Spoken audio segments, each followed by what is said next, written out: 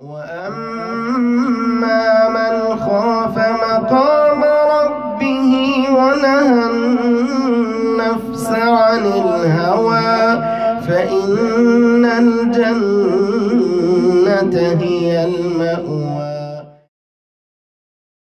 حدیث نمبر 44، حسن سلوک کا سب سے زیادہ حقدار۔ عن ابی ہریرہ رضی اللہ عنہ قال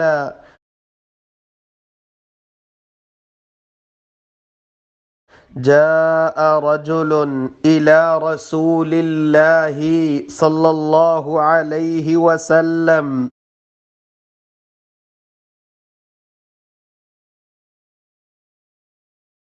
فقال یا رسول اللہ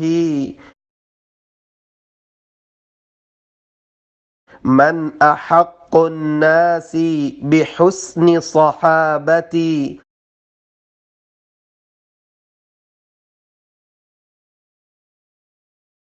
قال امك قال ثم من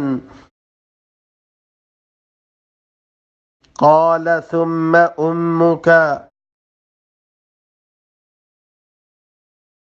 قال ثم من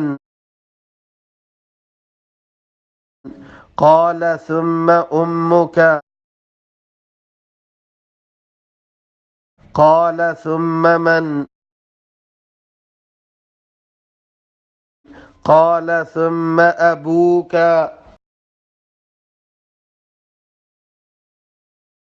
عن ابی ہریرہ رضی اللہ عنہ قال جاء رجل الى رسول اللہ صلی اللہ علیہ وسلم فقال یا رسول اللہ من احق الناس بحسن صحابتی قال امك قال ثم من قال ثم امك قال ثم من قال ثم امك قال ثم من قال ثم ابوك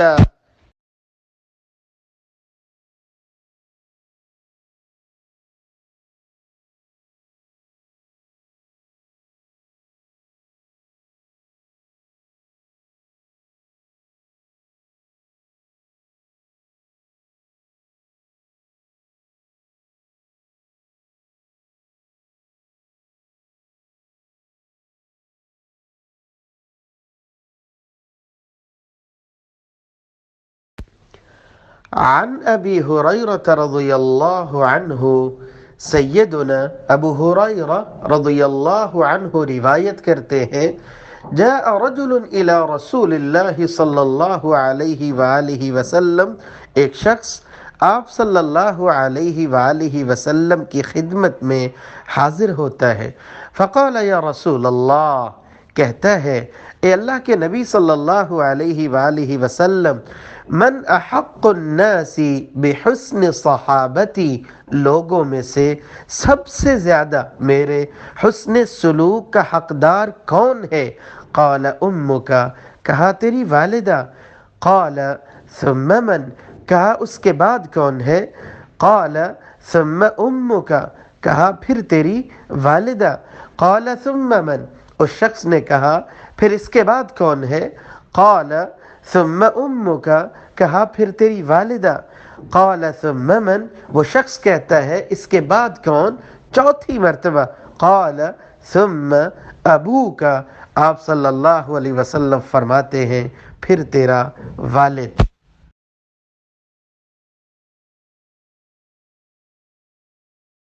سیدنا ابو ہریرہ رضی اللہ عنہ روایت کرتے ہیں، جاء رجل الى رسول اللہ صلی اللہ علیہ وسلم، ایک شخص آپ صلی اللہ علیہ وآلہ وسلم کی خدمت میں حاضر ہوتا ہے۔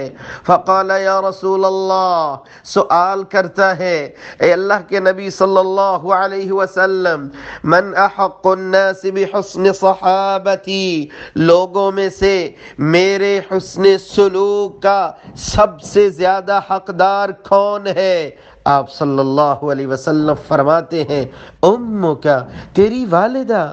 قال ثم من، کہا یا رسول اللہ صلی اللہ علیہ وسلم اس کے بعد میرے حسن سلوک کا سب سے زیادہ حقدار کون ہے؟ قال امک، کہا تیری والدہ۔